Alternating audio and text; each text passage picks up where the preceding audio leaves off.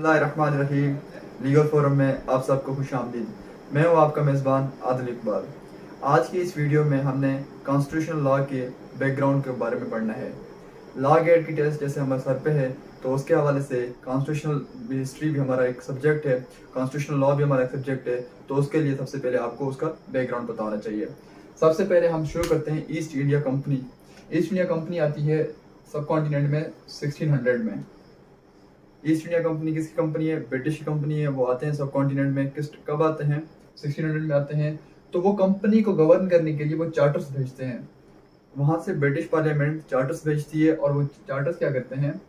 East India company को govern करते हैं कि अगर कोई बंदा कंपनी के रूल्स को वायलेट करता है तो उसको पनिशमेंट कैसे मिलेगी, अगर किसी की प्रमोशन होनी है तो वो कैसे होगी।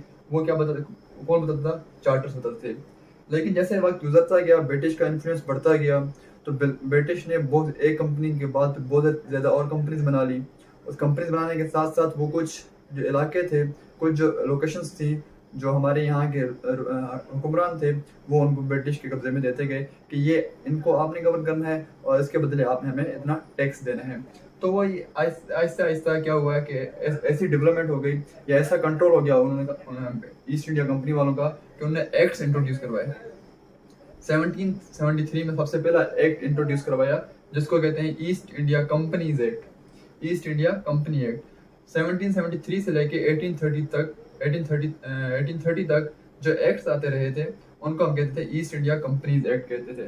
ठीक है। उसके बाद जो एक एक्ट ऐसा आया जो कि गवर्नमेंट ऑफ इंडिया एक्ट्स। इनका काम क्या था? इनका काम था to regulate the government of India. जब उनका पूरा कब्जा हो गया था तो उन्होंने एक्ट्स इंट्रोड्यूस करवाए थे। ये पार्लियामेंट, जो ब्रिटिश पार्लियामेंट थी, वो वहां से एक्ट्स पास करती थी और वो एक्ट्स यहाँ पे आते थे और वो बताते थे कि यहाँ पे आपने इंडिया को कैसे गवर्न करना है। तो वो सबसे पहला जो एक्ट आया था वो आया था 1833 में, जिसको हम कहते हैं गवर्नमेंट ऑफ इंडिया एक्ट। और वो लास्ट जो था वो कौन सा था? 1935 का। कुछ ड्यूरेशन था, 12 साल 10 साल के बाद वो एक्ट्स आते रहते थे। तो वो एक्ट्स हर ब्रिटिश पार्लियामेंट या हर जो ब्रिटिश गवर्नमेंट होती थी वो हर टाइम के साथ वो एक्ट्स इंट्रोड्यूस करवाती रहती थी। जब 1935 में वो एक्ट आया तो उसके बाद जब पाकिस्तान इंडिया को पार्टीशन करने के लिए एक और एक्ट आया, इंडिपेंडेंस एक्ट। कब आया वो? जुलाई 18 1947 को इंडिपेंडेंस एक्ट आया। इस एक्ट का तहत अब देखें, जैसे गवर्नमेंट ऑफ इंडिया एक्ट था उसका मकसद क्या था? To regulate the government of India. और जो इंडिपेंडेंस एक्ट है उसका मकसद क्या था? To divide the subcontinent into Pakistan and India. Independence act का क्या काम था? कि उन्होंने पार्टीशन करनी थी सब कॉन्टिनेंट की। उसके बाद जब मुल्क आज़ाद हो गए, अब जब मुल्क आज़ाद हो गए तो ये 1935 एक्ट में और इंडिपेंडेंस एक्ट में ये कहा गया था कि जब तक वो कंट्री अपना कोई कॉन्स्टिट्यूशन नहीं बनाती तो उन्होंने इस जो हमारे पास दो एक्ट्स हैं उनके तहत उन्होंने गवर्न करना है। तो सेक्शन 8 जो है इंडिपेंडेंस एक्ट का, उसको वो इस चीज़ से डील करता है।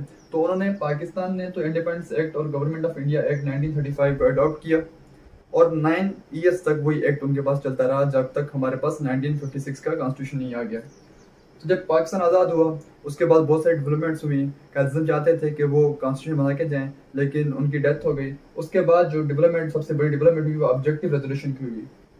अब ऑब्जेक्टिव रेजोल्यूशन का मकसद क्या था? उसका मकसद ये था कि हमारा कॉन्स्टिट्यूशन कैसा होना चाहिए और कैसा होगा।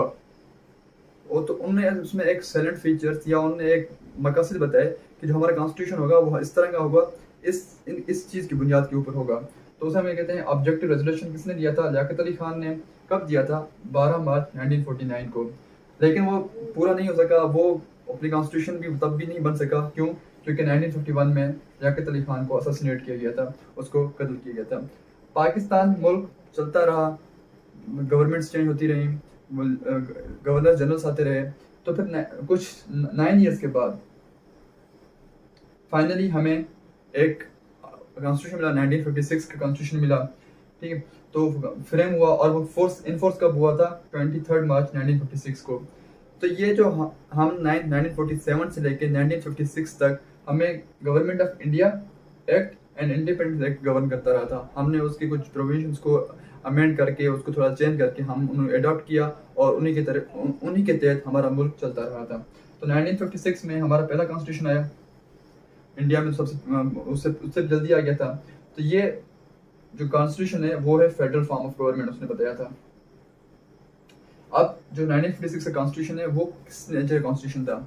अब जैसा कि मैं नेक्स्ट वीडियो में आपको बताऊंगा कि 1962 कॉन्स्टिट्यूशन हम पढ़ेंगे, 1973 का पढ़ेंगे, और उसके साथ साथ अगेन हम 1956 के कॉन्स्टिट्यूशन को डिटेल में पढ़ेंगे। उसके आर्टिकल्स कितने थे, उसके पार्ट्स कितने थे, उसके स्केड्यूल कितने थे, और उस कॉन्स्टिट्यूशन में फॉर्म ऑफ गवर्नमेंट क्या था।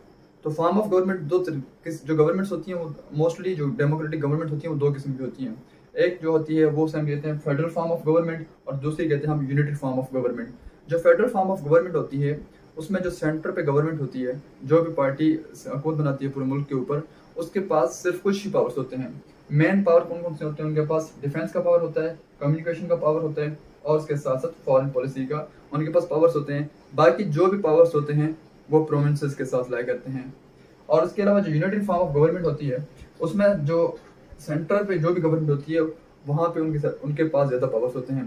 अब जो यूनिटी फॉर्म ऑफ गवर्नमेंट की कंट्रीज कौन कौन से हैं, उनके जो एग्जांपल्स हैं, चाइना हो गया, फ्रांस हो गया और जापान। और यहाँ पे जो फेडरल फॉर्म ऑफ गवर्नमेंट के कौन कौन से मुल्क हैं, पाकिस्तान भी उसमें शामिल है। पाकिस्तान में भी फेडरल फॉर्म ऑफ गवर्नमेंट है अकॉर्डिंग टू 1973 कॉन्स्टिट्यूशन।